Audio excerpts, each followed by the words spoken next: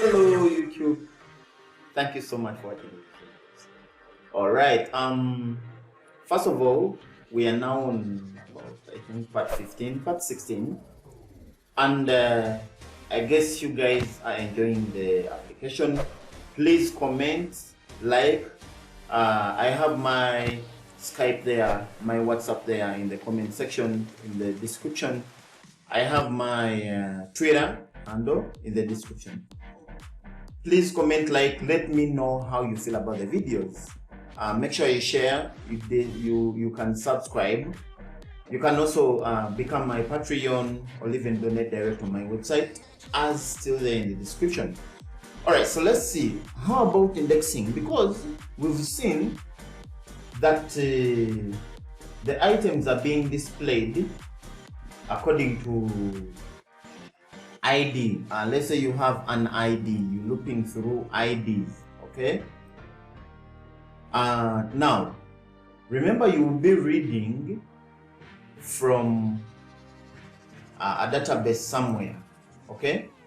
And then, let's say you want to look through data, okay? Or even some data, you do not have IDs and you want to look through. You've got an array. Now, these are the issues.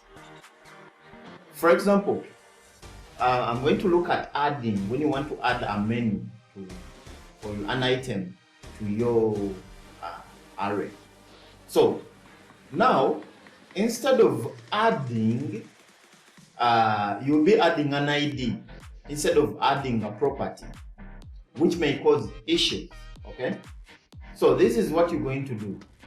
You're going to look through an index, because the array will be looking for a position to add, and for you looking through, okay, you're counting and you're like, I'm counting an ID instead of counting an index, and ignores that you have an index of 5. Now remember, arrays start from 0, 1, 2.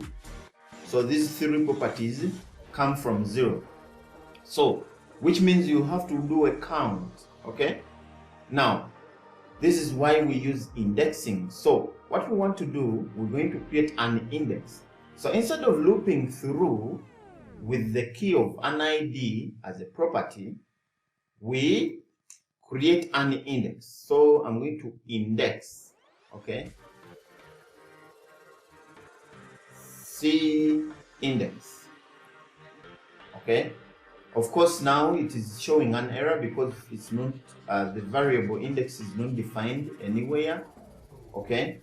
Now, also these spaces matter, okay? For example, if I put a big gap, okay, it may cause issues.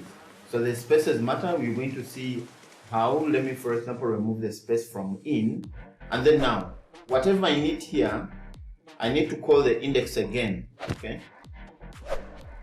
All right. So when I click, I have an error because of this space here, okay? So when I save, you can see, we can see everything. Now, what do we need? You can see that I have the IDs, the ID of 1, okay? I have the ID of 4. I also have the ID of 3, okay? Which may cause me issues. I'd forgotten to place the microphone in the right position. All right, I guess now I'm so audible. So, we're going to call the index now, because it's already coming in from a function, a bound function. You can see that the key, okay, node is from the VDOM, okay? So for list rendering. All right, so I'm going to call the index also here.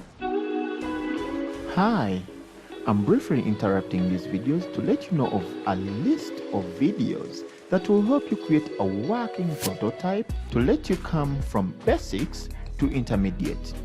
That will be followed by another list of videos that will help you work on a full e-commerce application. Please click the link in the description to go and watch those videos and support this channel. Thank you. Let's proceed.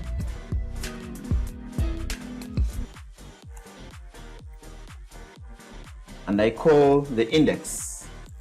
So when I save and run again, you can see that we have a property 0, okay, 1 and 2. So that is the index for you. So instead of looping, when I want, let's say I want to display an item when it's clicked here, okay, I should display based on the index. So I can click and something displays. So if I'm looking through the array, I have issues. So if the key is through the array itself and I'm looking at IDs, I may have issues. But if it's through the index, which means it will be able to give me the results of the right tapped information. So that can come in with a name. I'm going to show you. We already have the on click, okay? I'm going to show you in the next video how that is very important. Thank you so much for watching these videos. Let's meet in the next video.